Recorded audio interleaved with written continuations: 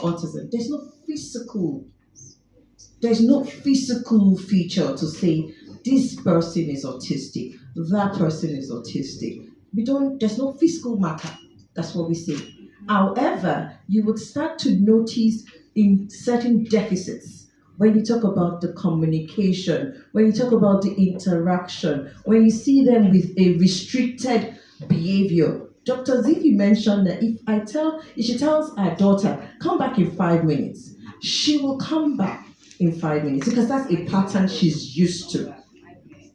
Come. So I think what he's saying, because I think what he's also saying is he's kind of saying the same thing. He understands that, I don't know, maybe I think So, he figures that since it's a neurodevelopmental, it's a mind thing. yes, so I'm But getting he's to it. saying that if somebody comes, imagine you come walk to our office and someone at the security post, and as you're trying to communicate, the security guard is struggling. Can there be someone around who So, can so, say, so I'm getting to who it. can So exactly? rather than the someone, you can have picture exchange communication. Now, what does that mean? It just sometimes it could just be pictures of what steps to carry out. I go to the ATM, for example. Right there are pictures of first you do this, next, what a behavior analyst would tag as a task analysis, breaking down those steps. Again, I started with saying communication. When you have deficit in communication and interaction and all this, so that you will know that they do have this deficit. But when you put those intervention in place to help them address these certain areas, then they know how to use those tools. So maybe, for example, you go to a park, which is a public place, and the person gets to the gate, and the person can already see what I need to do at the gate, what I need to do. So maybe that's the kind of thing you are talking about. Okay, so those are applicable elsewhere, and we're hoping and hopeful that at some point we would get there in Nigeria. Okay? Yes. Advocate to that. You want to just advocate to that. Thank you, Shalape, and thank you, Dr. Zifi. Call her Dr. Zifi, Dr. Wankolo. So she has said a lot. Dr. Wankolo said a lot when it comes to empathy and compassion.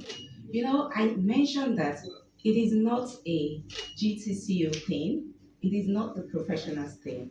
It is we're all in this together.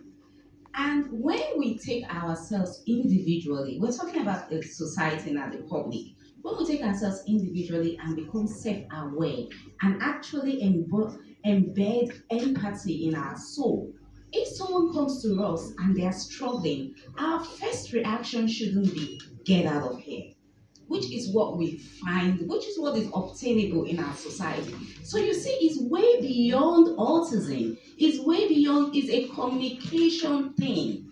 We are neurodiverse. Well, there's neurodiversity, and then our brains are different.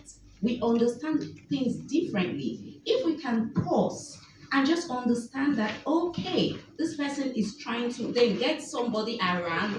There's no way with empathy. I would say something, energy would never lie. With empathy, the person actually knows you're trying to communicate with me. Communication would go on.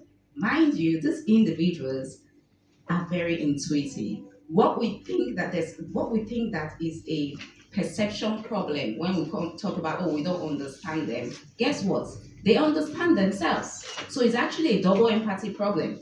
Just like we don't understand them, we understand ourselves. They do understand themselves. So if we can just pause, embody empathy, and be more compassionate as human beings first and foremost, not as a professional, not as a pressman, just as human beings, I think we would actually definitely get there because it's a together thing. We're in this together. Thank you. Thank you.